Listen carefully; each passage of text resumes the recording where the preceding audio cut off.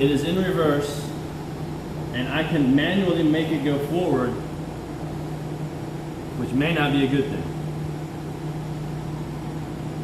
But I do not feel like it's trying to catch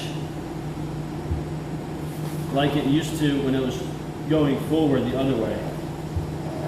Now it's just free moving and nothing's catching.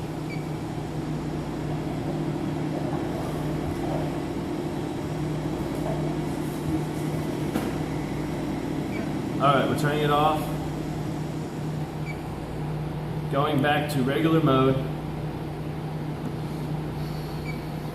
Hitting start. And nothing. We're going to try to make it catch.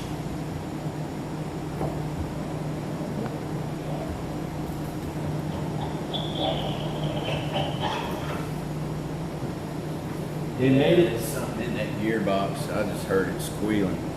We just heard something squeal in the gearbox when we manually made it catch, going reverse while the control panel was going forward, and it caught in there, and now it's working again.